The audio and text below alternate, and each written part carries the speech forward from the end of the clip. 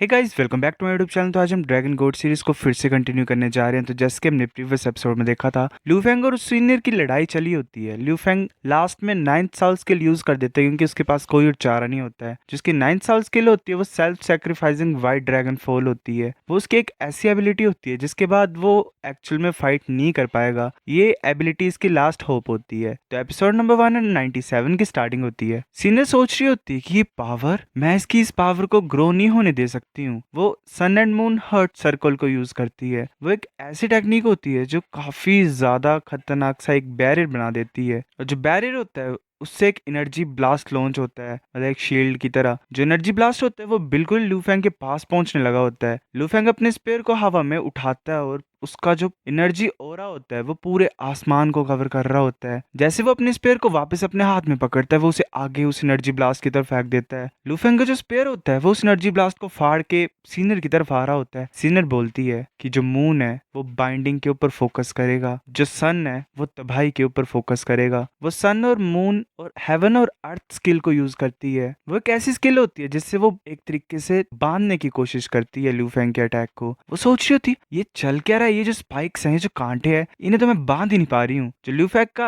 Attack होता है, मतलब काफी ज्यादा स्पाइक्स होते हैं उसके अटैक में, मतलब कांटे जैसे, वो डायरेक्ट सीनियर को लगते हैं। वो काफी ज्यादा अटैक को झेल रही होती है। लूफेंग देख रहा होता है, बट जैसे ही धुआं हटता है अटैक का तो सीनियर बिल्कुल ठीक खड़ी होती है। लूफेंग सोच रहा होता है क्या ये अभी भी खड़ी हो सकती है। जो सीनियर होती है वो अपनी सारी रिंग्स को एक्टिवेट कर लेती है जितने बचे होते हैं। लूफेंग सोच रहा होता है ये अटैक। जो सीनियर होती है वो अपनी 9th साल skill spring devours the starry sky को यूज करती है। सीनियर अपने हाथ को नॉर्मली आगे करती है और एक एनर्जी ब्लास्ट सीधे लूफेंग को लगता है। लूफेंग काफी ज्यादा दूर जाके गिरा होता है। जॉनी वहां पहुंच जाता है और बोलता है कि इस राउंड में हम हार मानते हैं। वो लूफेंग को संभाल रहा होता है। जॉनी बोल रहा होता है कि जो self sacrificing white dragon fall है वो साथ में ड्रैगन किंग थ्रोन स्पेयर है, वो काफी ज्यादा खतरनाक है। पर एक ही स्ट्राइक में लूफेंग की सारी ताकत खत्म हो गई थी उस टाइम पे। मैंक्विन बोल रही होती है अच्छी बात है कि जो व्हाइट ड्रैगन किंग की ब्लड लाइन थी इसकी बॉडी में, उसमें थोड़ी सी प्रोग्रेस हुई थी, जो भी हम रिफाइनिंग वगैरह कर रहे थे उससे ही। तो इसको कुछ नहीं हुआ, ये ठीक हो जाएगा, ज्यादा कुछ डैमेज हुआ नहीं है इसे, वरना एटलीस्ट 1 साल तो लग जाता। जिस तरह का इसने अटैक झेला है उससे ठीक होने के लिए 1 साल लग जाता। सीनियर सोच रही होती है कि लास्ट में मैं कंप्लीटली ब्लॉक नहीं कर पाई लूफेंग के अटैक को, उसकी बाजू में लगी होती है। सीनियर सोच रही होती है और बोलती है कि 2 मैचेस लड़ूंगी मैं, मुझे एक और ओपोनेंट चाहिए। युआनन जाने लगा होता है, तभी जॉन्यू बोलता है कि ऑर्डर को बदलो, जुजू तुम्हारी बारी है। जुजू बोलती ठीक है। जुजू पहुंच जाती है अरेना में। वो बोल रही होती है कि हेलो सीनियर सिस्टर, मेरा नाम बाई जुजू है। सीनियर बोलती है कि तुम सभी ने मेरी सोच बड़ी कर दी है, तुम काफी अच्छे हो सच में। जुजू बोलती है तो मैं जरा भी अपनी ताकत को नहीं रोकूंगी। सीनियर देख रही होती है, तभी जिजू ऐसे हवा में उड़ जाती है और आइस डीमन स्नो को यूज करती है। उसकी जो स्नो होती है वो पूरे अरेना को कवर कर रही होती है। सीनियर सोच रही होती है कि मेरी साउल पावर काफी ज्यादा खतरनाक तरीके से कम होती जा रही है, मैं सांस भी नहीं ले पा रही हूँ। सीनियर सोच रही होती है कि ऐसा लग रहा है मुझे अपनी सारी ताकत इस्तेमाल करनी पड़ेगी, ये काफी ज्यादा खतरनाक ओपोनेंट है इस टाइम पे। जुजू की जो स्नो होती है वो जा रही होती है सीनियर के पास, तभी सीनियर अपनी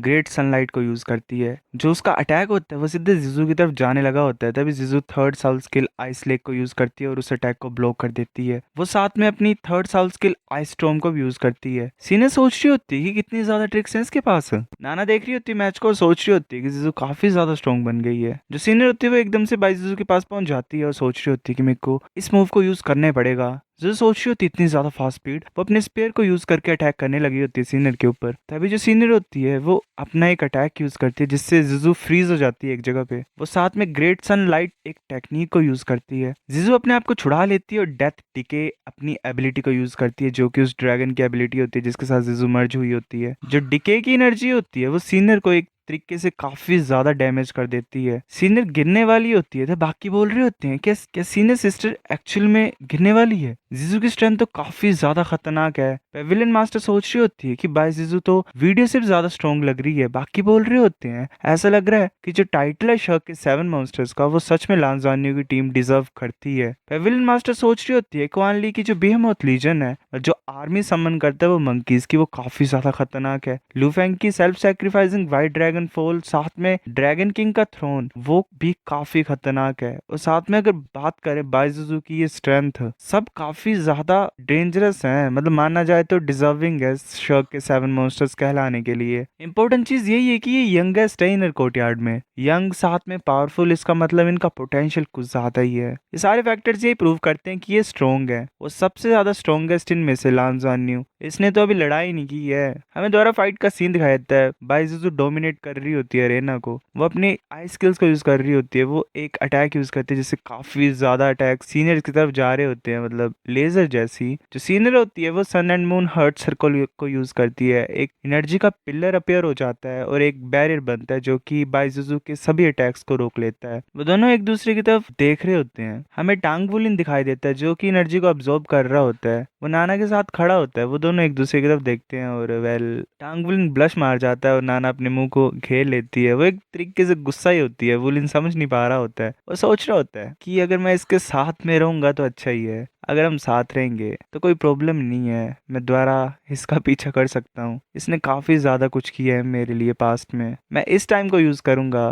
ताकि मैं वो सारी चीजें वापस लौटा पाऊँ जो मैंने इससे पाई हैं, जिसने इतनी केयर की थी। हम दोनों के बच्चे भी हैं, पर ऐसा क्यों लग रहा है कि इतना ज्यादा हेट करती है मुझे। चलो कोई नहीं, बाद में मना लूंगा मैं। फिर हमें दोबारा फाइट का सीन दिखाई देता है। जो सीनियर होती है उसने अपनी सारी रिंग्स को एक्टिवेट कर लिया होता है, साथ में अपना बैटल आर्मर भी एक्टिवेट कर लिया होता है, अपने आर्टिफैक्ट को भी वो यूज कर रही होती है, मतलब जितना भी होता है उसके पास उसने सब लगा दिया होता है लड़ाई को जीतने के लिए। हमें ल्यू फेंग दिखाई देता है जो कि एक्चुअल में बाहर होता है अरेना से और देख रहा होता है। वो सोच रहा होता है अगर सीनियर जो है यू, उन्होंने ये सन और मून रेडियंस डोमेन पहले यूज की होती तो मेरे पास तो चांस ही नहीं होता जीतने का, और ये चीज भी पक्का नहीं होती कि मैं इन्हें चोट पहुंचा पाता कि नहीं। मेरी जो एक्सप्लोसिव पावर हो इतनी भी खास नहीं है, पर इस लड़ाई ने एक तरीके से मेरा रास्ता साफ कर दिया है। ब्लड लाइन टेम्परिंग के बाद मुझे अपनी कल्टीवेशन के ऊपर फोकस करना पड़ेगा, मुझे इंप्रूव करनी पड़ेगी वो। अगर मैं सीनियर सिस्टर की तरह सेम लेवल पे पहुंच जाऊंगा तो वो मेरे अटैक्स को नहीं झेल पाएंगी। बाइजुजू अपनी हैवली डीमन लियांग टाइजी अटैक को यूज करते हैं, मतलब एक फॉर्म में कन्वर्ट हो जाती है ड्रैगन फॉर्म में। वो ब्लैक ओरा यूज कर रही होती है और साथ में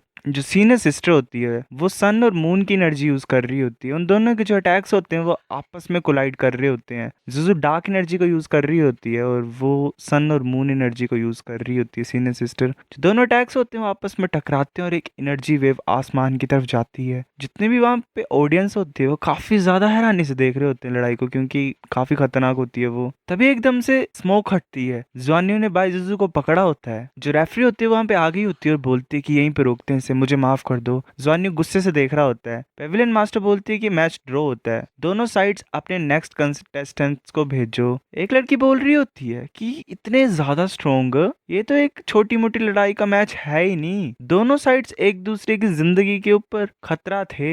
ये जो शॉक वेव्स थी ये near God level power houses की थी, ये इतने ज्यादा खतरनाक अटैक थे। दूसरा बोल रहा होता है कि इस लेवल तक हम तो कभी नहीं पहुंच पाएंगे, ये इतनी ज्यादा खतरनाक ताकत है। हमें फिर बाहर का सीन दिखाया जाता है, ज्वान्यू वहां पे खड़ा होता है और जुजू को ट्रीट कर रहा होता है। जुजू गुस्सा होती है और बोलती है कि अगर तुम आए नहीं होते, तुमने मैच रोका नहीं होता तो मैं लड़ सकती थी। ज्वान्यू और साथ में वो जो थी रेफरी उसने अटैक, मतलब जो लड़ाई होती है वो रोकी होती है। ज्वान्यू बोल रहा होता है कि तुम्हें रिस्क लेने की कोई जरूरत ही नहीं है, ऐसा नहीं है कि हम जीत नहीं सकते हैं। अगर तुम काफी ज्यादा अटैक्स को रोक भी लेते फिर भी जो आइस डीमन ड्रैगन आर्मर है उसने काफी ज्यादा डैमेज झेल लेना था और मुश्किल हो जाना था रिपेयर करने के लिए। मैं एक्सप्लेन नहीं कर पाता फिर ड्रैगन स्टार में चीजों को। फिर वो मतलब जुजू के हाथ को पकड़ता है और बोलता है, और सबसे ज्यादा इंपॉर्टेंट चीज ये है कि मैं नहीं देख सकता तुम्हें ऐसे ही चोट में। अब नेक्स्ट मैच युआनएन का होगा। युआनएन बोलता है कि ठीक है, वो अरेना में पहुंच जाता है। सो गाइस ये एपिसोड इतना था, अब नेक्स्ट लाता हूँ मैं कुछ दिनों में, तब तक के लिए लाइक कर दो इस वीडियो पे। मिलते हैं आपसे, बाय।